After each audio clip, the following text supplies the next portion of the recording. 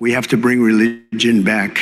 We must make America pray again. I think our country's missing a lot of religion. I think this is a country that needs religion. In America, we don't worship government, we worship God. I get in there, you're going to be using that power at a level that you've never used it before. Let's bring religion back. Let's bring God back into our lives.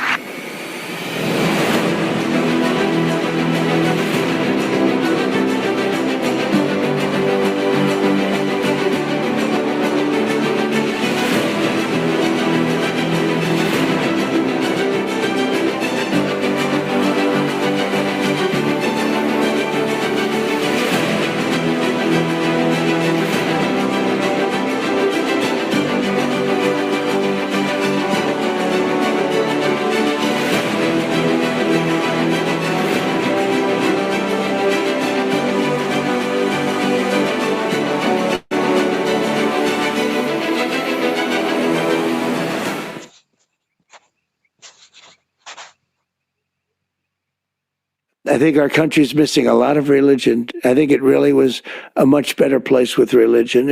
It was almost a guide, to a certain extent it was a guide. You want to be good to people. Without religion, there are no guardrails.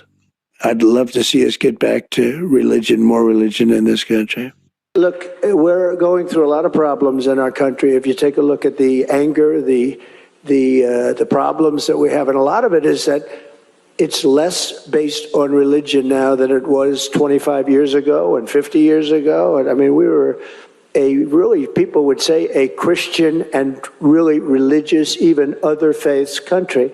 But think about it. Church was a place, and still is, where people of different races, different backgrounds, different walks of life came together in commitment to their shared communities and, of course, in commitment to their God. Are these not the kinds of bonds and virtues that lawmakers today should strive to cultivate? Well, I'm pleased to say that they certainly were in the first Trump administration, and they will be even more so in the second Trump administration. We have to bring Christianity back into our lives and back into what will be again a great nation. We must make America pray again.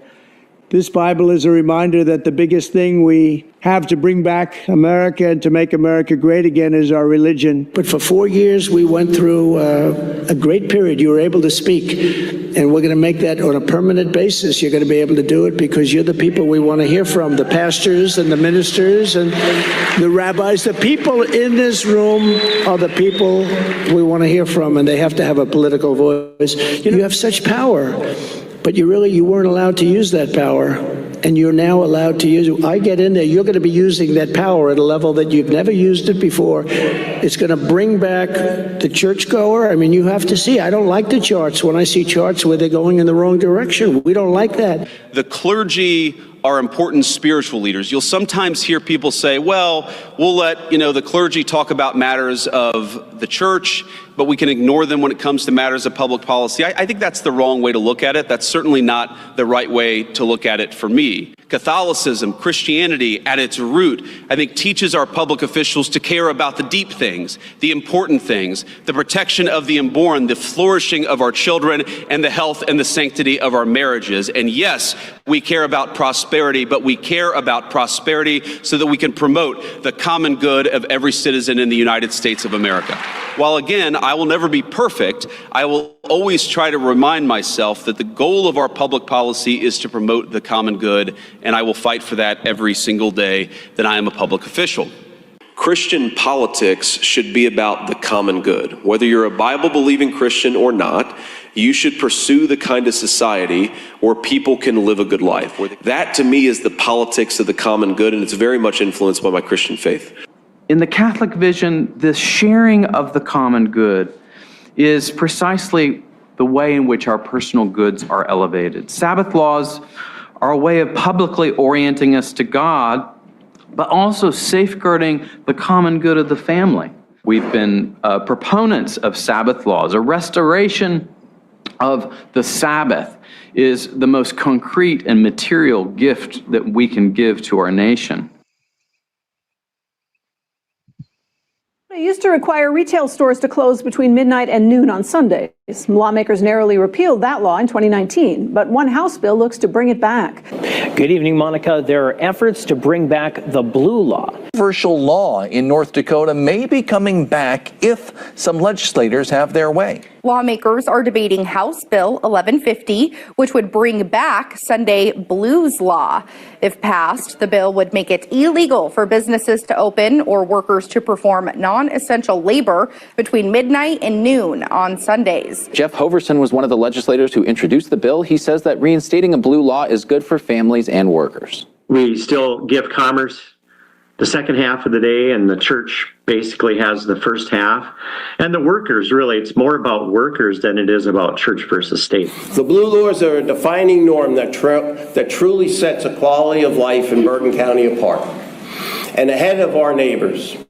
For my entire public career, I have supported the blue laws, long recognizing their vital role in enhancing residents' quality of life. Know that the county remains firm in its position. Bergen County's blue laws must be upheld to ensure fairness, prevent the additional strain on our municipal partners, and maintain our high quality of life. President Trump announced he is launching a new presidential commission on religious liberty and an executive order that will target anti-Christian bias. Robert, now the president is planning to take on what he calls a war on Christianity. Yeah, that's right, Nicole. Things moving fast-paced here at the White House, with officials telling us that we can expect 3 more executive orders to be signed by the president today. One of them you alluded to. He'll be appointing newly confirmed Attorney General Pam Bondi to lead a task force to end the war on Christians. Today I'm signing an executive order to make our Attorney General, who's a great person, she's going to be a great Attorney General, Pam Bondi, the head of a task force, brand new, to eradicate anti-Christian bias. During his appearance at the annual National Prayer Breakfast, President Trump announced that he will reestablish a White House faith office led by his longtime spiritual advisor, televangelist Paula White. In addition, the task force will work to fully prosecute anti-Christian violence and vandalism in our society and to move heaven and earth to defend the rights of Christians and religious believers nationwide. This week, I'm also creating the White House Faith Office led by Pastor Paula White, who is so amazing. And I think it's amazing. We started in May, these groups, small groups, in May of 2011. And it started as a prayer group. And you came to me and you said, you know, I don't like the way the country's going. And you said, I'm thinking about running for president. You said, what do you think? And I told you what I thought. And then you said to me, what does God say? And when you said that to me, I took that so serious. I called up many of the people who are standing behind you right now, and I asked them to come to Trump Tower. And that is where we had our first meeting and our first time of prayer. And look what the Lord has done.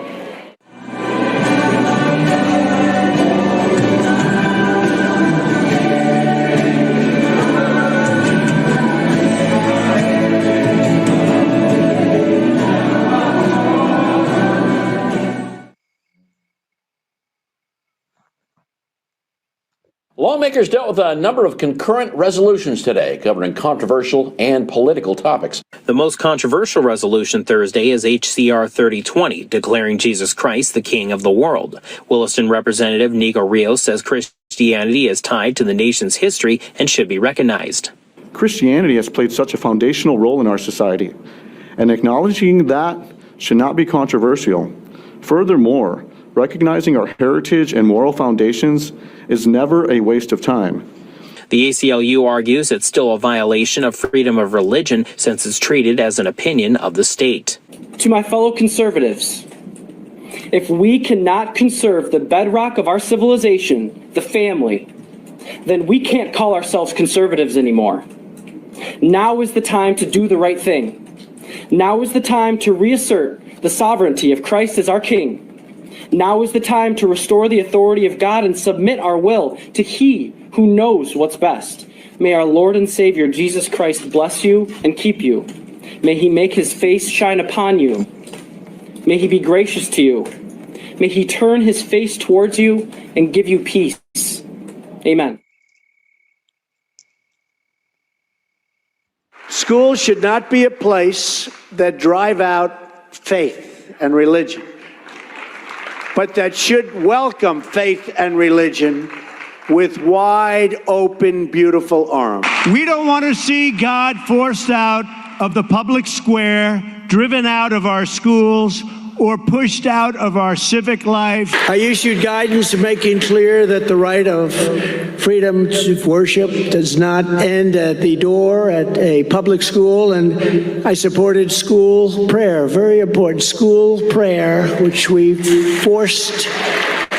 unfortunately had to force into some schools. It should be very easy. You would think it would be very easy, but it wasn't, but we did it. A bill introduced in the Alabama legislature calls for students to start their school day by reciting the Pledge of Allegiance, then saying a prayer. News 19's Kayla Smith joins us in the studio. Kayla, this legislation is directly aimed at bringing religion into public schools. That's right. And Alabama House Bill 231 proposes an amendment to the state constitution, so Alabamians would get a chance to vote on it. The bill says students would have to say a prayer consistent with Judeo-Christian values at the beginning of class every day. I will now say a prayer. And to be clear, students, you don't have to join. But if you so wish, I'm going to go ahead and pray.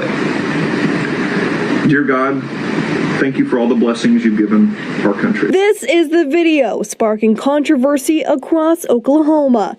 On Thursday, this video of State Superintendent Ryan Walters was sent to schools, directing them to play it for students and send it to parents. In it, Walters promises to protect students and staff who wish to exercise their religious beliefs at school with a new office, the Office of Religious Liberty and Patriotism. With them bringing it back into the classroom and the students, they don't have to participate, just don't have to be interruptive. But I think being in the classroom is only going to be a win-win for not only our ethics, but for crime and just for the morals of our country. And that bill also explains that if the schools don't participate, they could potentially lose some of their funding. A new directive from Oklahoma's top education official requires all public schools to teach the Bible and the Ten Commandments starting in the fall. Tonight, the top education official in Oklahoma directing all schools across the state to incorporate the Bible and the Ten Commandments into the curriculum.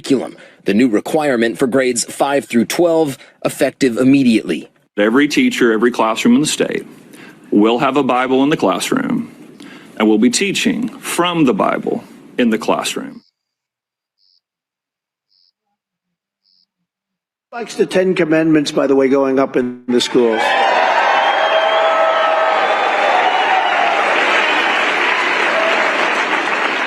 They think it's such a bad thing. I said, has anyone read the thou shalt not steal, has anybody read this incredible stuff? It's just incredible. They don't want it to go up. Other bills in the legislature would require the Ten Commandments and In God We Trust to be displayed in schools. Louisiana is the first state to require that the Ten Commandments be displayed in every public school classroom. A Republican senator wants to require every classroom in South Dakota to display the Ten Commandments. Bills in Texas call for public schools to display the Ten Commandments. Right now, a North Dakota state lawmaker says he wants to bring back the Ten Commandments.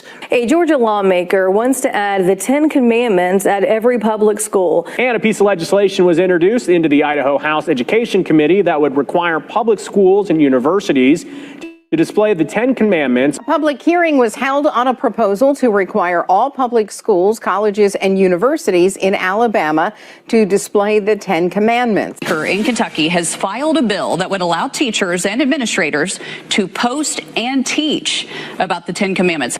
This bill mandates the display of the Ten Commandments in every classroom in public, elementary, secondary, and post-education schools in the state of Louisiana.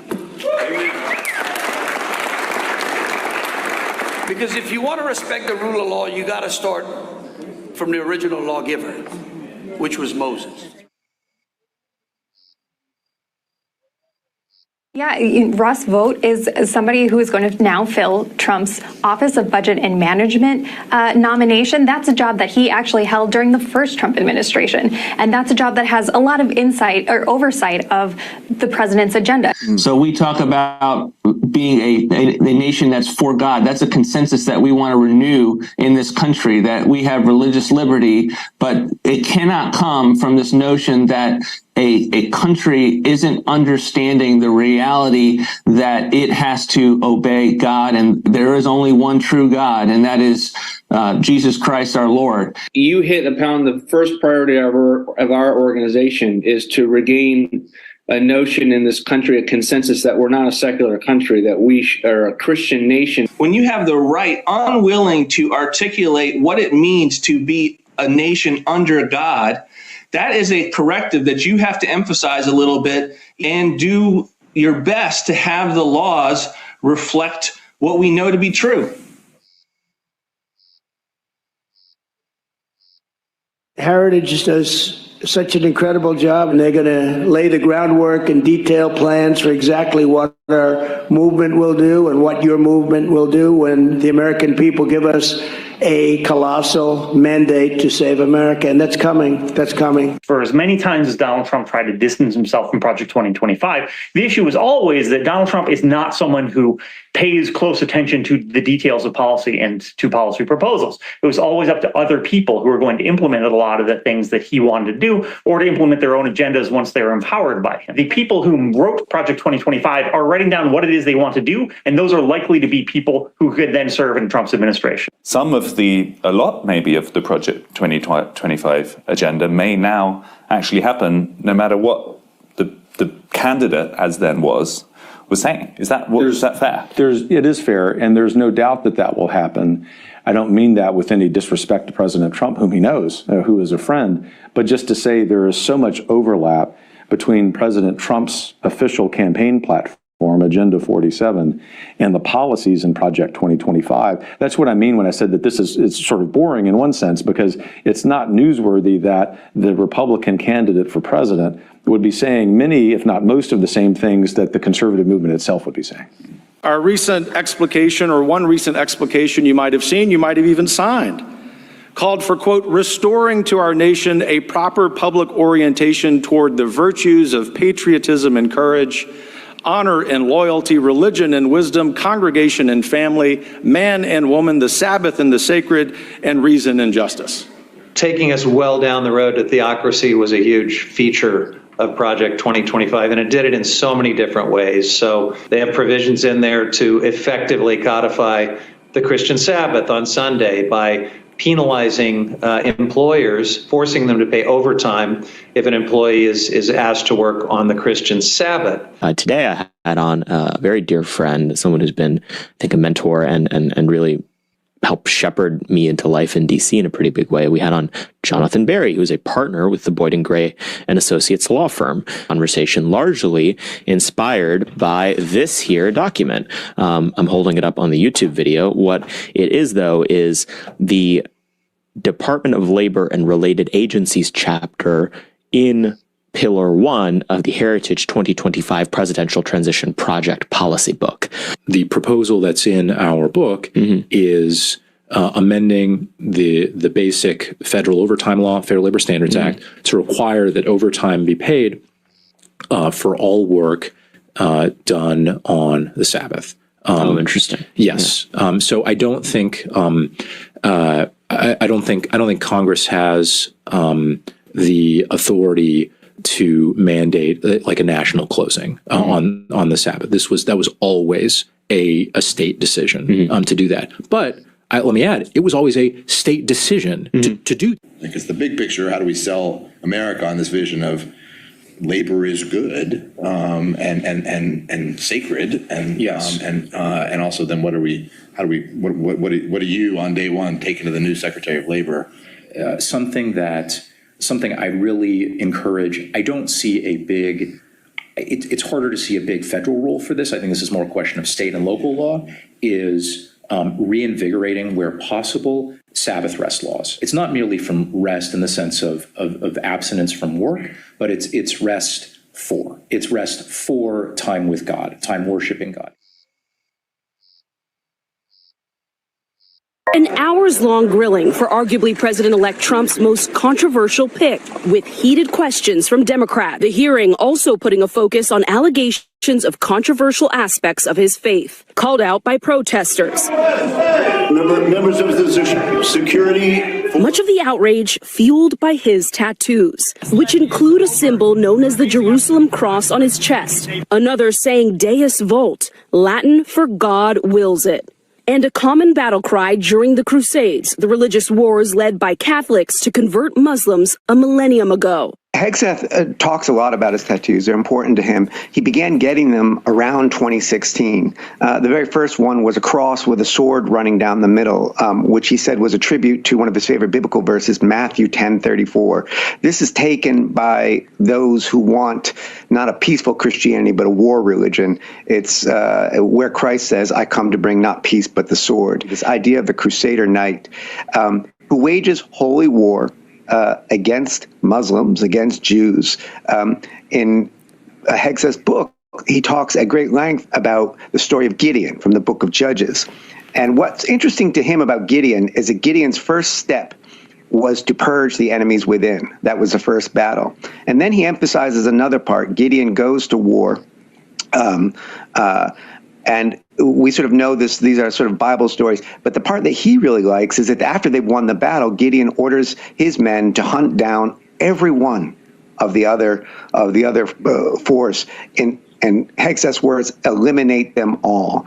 That's the idea of this sleeve of tattoos, which mixes American nationalism, an AR-15 folded into an American flag. Our time calls for an American crusade, yes, a holy war for the righteous cause of human freedom. We make a lot of assumptions about where our culture is, and we're wrong. And if we don't crusade a holy war, a righteous holy war for freedom, we're not going to save it. In view of the impending crisis, Earth's final warning is given in the book of Revelation, chapter 14, verse 6 through 12. A most solemn appeal is given against the worship of the beast, his image, and the reception of his mark.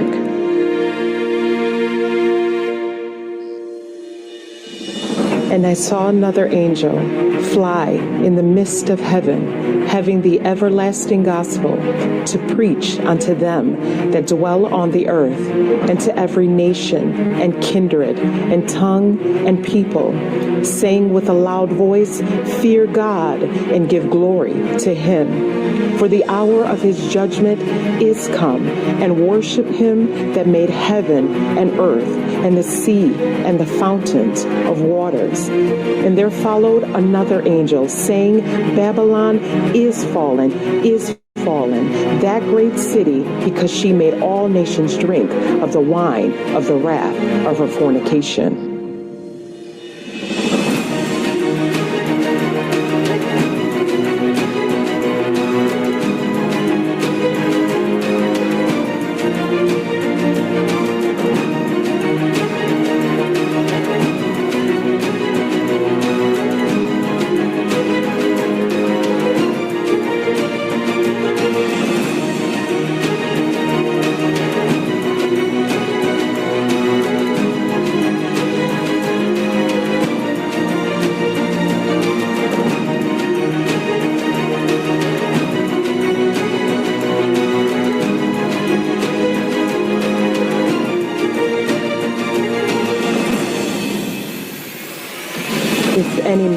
Worship the beast and his image and receive his mark in his forehead or in his hand, the same shall drink of the wine of the wrath of God, which is poured out without mixture into the cup of his indignation, and he shall be tormented with fire and brimstone in the presence of the holy angels and in the presence of the Lamb.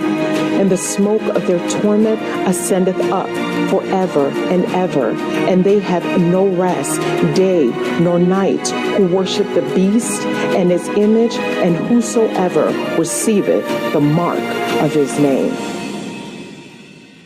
Here is the patience of the saints. Here are they that keep the commandments of God and the faith of Jesus.